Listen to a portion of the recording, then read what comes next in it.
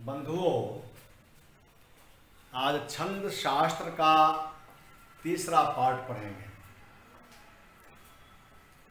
दूसरे पार्ट में कुछ पारिभाषिक शब्दों की चर्चा की गई थी, जिसमें अंत्यानुप्रास या तुकांत की बात हुई थी और उसके कितने प्रकार हैं, किस किस तरह के तुकांत होते हैं या अंत्यानुप्रास होते हैं। उनमें से दो की चर्चा हुई थी। तीसरा है आपका समांत्य। समांत्य अंत्यानुप्रास में सम चरण का सम चरण से तो तुक मिलता है, लेकिन विषम चरण का विषम चरण से तुक नहीं मिलता है। यानी जिस छंद में दोनों सम चरणों का तुक मिले लेकिन विषम चरणों का तुक नहीं मिले, इसका बहुत ही सुंदर उदाहरण है दोहा छंद, जिसमें हम देखते हैं कि दूसरे और चौथे का तुक मिलता है लेकिन प्रथम और तृतीय का तुक नहीं मिलता है। आपके सामने उदाहरण दिया हुआ है। पहला चरण है कल मानव मानव थे मन से। दूसरा तब दीप जले घर के हर के सब। तीसरा जब मानव ही दानव बन जाए।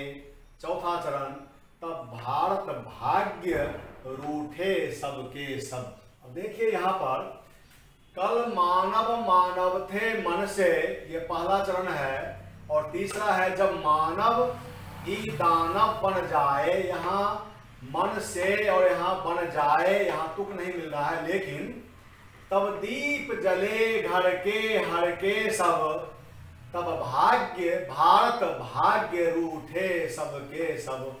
यहाँ देखिए कि इन दोनों का तुक मिल रहा है, यानी दूसरे और चौथे चरण का तुक मिल रहा है। यह हो गया समांत्य का उदाहरण। चौथा है विषमांत्य। तो विषमांत्य में विषम का विषम चरण से तो तुक मिलता है, लेकिन दोनों सम चरणों का तुक नहीं मिलता है। यानी समांत्य का जस्ट अपोजिट हो गया विषमांत्य। जैसे यहां देखें कि पछता रहा भवसागर बीच, जीवन भर भूला तू पथिक, कुकर्म किया है तूने नीच, हे मानव तू सत्संग कर। अब देखिए यहाँ पर पहला चरण है पछता रहा भवसागर बीच, और तीसरा है कुकर्म किया है तूने नीच। तो यहाँ हम देख रहे हैं कि बीच और नीच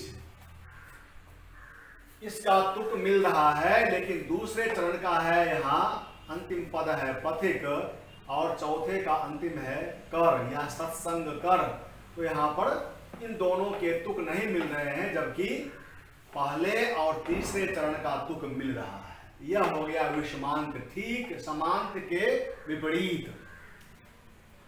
पांचवा है सम सम सम विषमांत्य, यानी सम चरण का विषम चरण से या विषम चरण का सम चरण से तुक मिलता है। सम सम का नहीं मिलेगा, विषम विषम का नहीं मिलेगा। सम का विषम से और विषम का सम से यही तुक मिलता है। जैसे छोटा सा छंद यहां लिखा गया है। पहला चरण है जिसे भगाऊं, दूसरा उसे भुलाऊं, तीसरा बड़ी बुरी है, चौथा घृणा छुरी है। देखिए यहां पर जिसे भगाऊं गाऊं, उसे भुलाऊं लाऊं, गाऊं और लाऊं का तुक मिल रहा है। तीसरा है बड़ी बुरी है और छुरी है, इसका तुक मिल रहा है। तो यहां देख रहे हैं कि पहला यानी विषम चरण का सम चरण से, फिर विषम चरण का सम चरण से यह तुक मिल रहा है। तो इस तरह की जो प्रवृत्ति या प्रकृति जिसमें होगी वह सम विषमांत कहलाएगा। छठा है भिन्न तुकांत। इसमें तुक मिलाने का कोई खास विधान नहीं होता है, फिर भी प्रचलन या प्रयोग के आधार पर इसे 3 भागों में बांटा जाता है। हमारे साहित्यकारों ने, शिक्षकों ने जो भिन्न तुकांत का प्रयोग किया है, उस भिन्न तुकांत में ये 3 तरह के भिन्न तुकांत देखने को मिलते हैं। पहला है प्रतिपद भिन्नांत्य। प्रतिपद भिन्नांत्य, इसमें सभी चरणों के तुकों में भिन्नता होती है, यानी किसी चरण का किसी चरण से तुक नहीं मिलता है। दूसरा है पूर्वार्ध तुकांत। इसमें प्रथम 2 पदों का तुक मिलेगा, बाकी 2 अन्य शेष अन्य जो 2 पद हैं उसका तुक नहीं मिलेगा। तीसरा है उत्तरार्ध तुकांत। पूर्वार्ध तुकांत का उल्टा उत्तरार्ध तुकांत। इसमें अंतिम 2 पदों का तुक मिलेगा, लेकिन पूर्व के जो पद हैं उसका कोई तुक नहीं मिलेगा।